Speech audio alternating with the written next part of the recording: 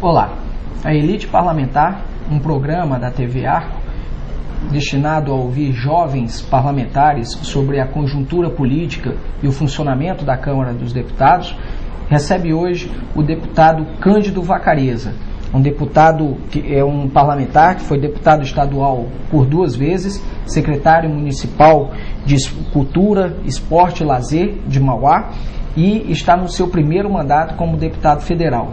Ele exerce o cargo de líder do Partido dos Trabalhadores, o PT, na Câmara dos Deputados e é considerado um dos parlamentares mais influentes do Congresso Nacional. Para realizar essa entrevista, tenho aqui comigo hoje o jornalista Marcos Augusto. Deputado, quando era oposição, o PT criticava a política previdenciária do governo Fernando Henrique Cardoso. E agora o governo do PT não deixa votar projetos que antes ele defendia com relação aos aposentados. Como o senhor lida com essa aparente contradição? Primeiro, não tem contradição. A maior polêmica que teve na Câmara foi um projeto que veio do PAIN, que eu acho que é equivocado, e foi apoiado pela oposição, que você lembra quando o presidente Fernando Henrique, num excesso de palavra, chamou os aposentados de vagabundo, quando eles fizeram a reforma da Previdência. Qual é o projeto que deu a maior polêmica? É o reajuste dos aposentados seguir o mesmo índice do reajuste do mínimo. Hoje, nós temos 2/3 dos aposentados, estamos falando desses aposentados que têm carteira assinada, não dos aposentados do serviço público. 2/3 dos aposentados ganham um salário mínimo. Durante o governo Lula, 2/3 dos aposentados tiveram um reajuste muito acima da inflação, que acompanhou o mínimo. E 1/3 não teve perdas. Teve até um pequeno aumento acima da inflação, mas também não teve ganhos, não teve perdas. O que é que eles propõem? Como nós temos um projeto de que até 2023 o salário mínimo seja reajustado acima da inflação, eles querem que esse reajuste valha também para os aposentados, todos os aposentados. Isso é um canto de sereia, vai prejudicar os aposentados, porque o mínimo sendo assim, como a Previdência não aguenta, o mínimo terá um reajuste abaixo do que é o que vem acontecendo. Por exemplo, o salário mínimo vai para 510 agora. R$510. O orçamento prevê 507 ou 505, mas o senhor acha que existe ainda espaço para arredondar para os 510? Há espaço para arredondar para 510, mas você tem um reajuste que equivale à inflação do ano passado, mas o PIB do ano passado. Então, um reajuste quase de 10%, dá em torno de 8,5%, 9%. Então, essa sequência de aumentos, se você vincular o aumento dos aposentados ao mínimo, você não vai ter. Então já prejudica os aposentados, a maioria que ganha o salário mínimo. A outra coisa que é errado, você ter ganhos sistemáticos para quem está aposentado no salário. É errado do ponto de vista filosófico, do ponto de vista econômico, porque a economia não aguenta, nenhum país do mundo faz isso, e você vai acabar prejudicando os trabalhadores da ativa. O governo fala de uma política e os aposentados queriam, pelo menos, que houvesse uma política também de longo prazo para o reajuste deles. Aquela fórmula de a inflação mais a metade da variação do PIB dos 2 últimos anos. Pelo menos que essa política fosse estendida até 2023 também.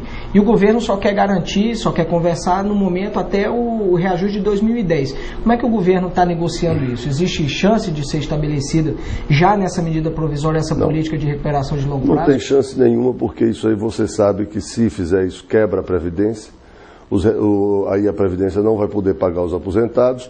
E você tem que pensar no conjunto do país. Tem uma quantidade X de dinheiro. Esse dinheiro tem que ir para investimento, tem que ir para pagar aposentado, tem que ir para pagar as contas do governo. Nós não podemos resolver esse problema tendo uma política sistemática de aumento para os aposentados acima da inflação. Não existe isso no mundo. Não existe isso em lugar nenhum. Nunca existiu no Brasil.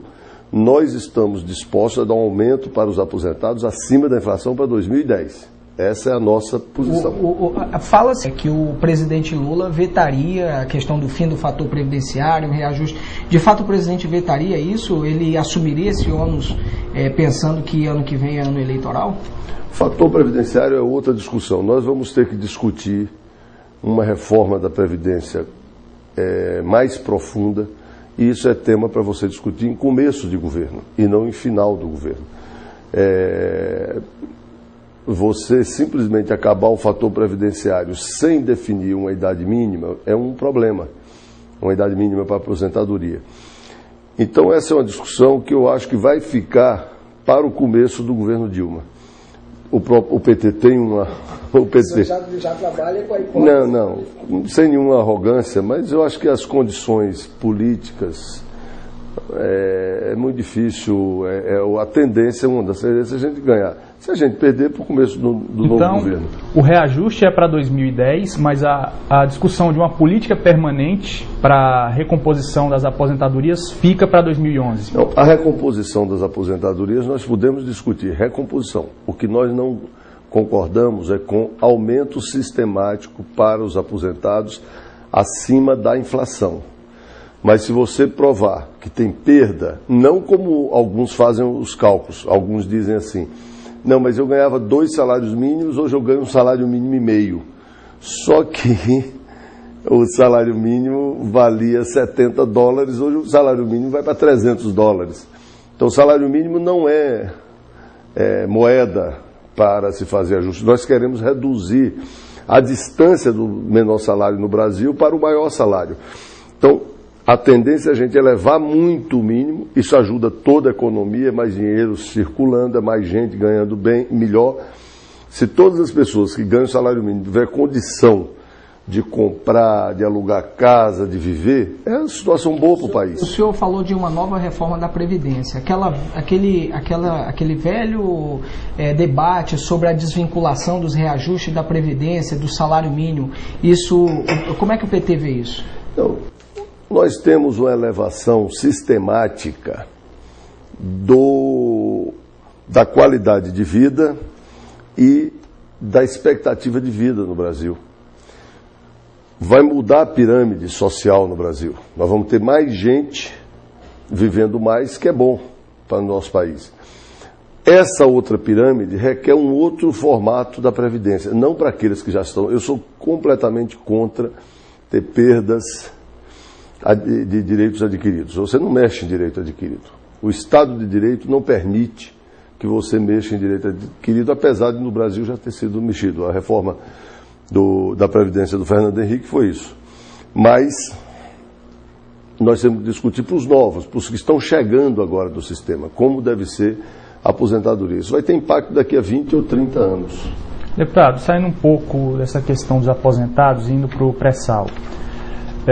Ontem a Câmara aprovou a criação da Petrosal e a gente tem visto aí a oposição obstruindo a votação dos demais projetos, especialmente a questão do regime de partilha, é algo que eles têm interferido bastante, não querem deixar votar. O senhor vislumbra aí um acordo para os próximos dias? Porque existem alguns cronogramas aí de votação em 20 dias, em 4 semanas, sendo que já se passou uma. Como é que o senhor vê que vai se dar isso para as próximas semanas? Olha, aí tem um debate ideológico. O setor da oposição, que tem uma visão neoliberal, que o mercado deve regular, que vai entregar tudo para o mercado e que defendem o sistema de concessão, e que defende que as agências reguladoras é que definiriam a política e fariam a política e não os ministérios, que tem uma concepção de retirar o Estado, a presença do Estado da economia, que faliu, foi responsável pela crise no mundo e faliu aqui no Brasil, deram errado. Eles vêm sistematicamente combatendo o sistema de partilha. E muitas empresas, internacionais principalmente, têm vários interesses. Então tem esse debate. Em relação à oposição, de impedir que vote ou que a oposição obstrua, isso é função da oposição, eles fazem sempre isso. É nossa obrigação botar a maioria, votar e aprovar o projeto, como fizemos no projeto da Petrosal. Ok, vamos encerrar esse primeiro bloco, voltamos em seguida.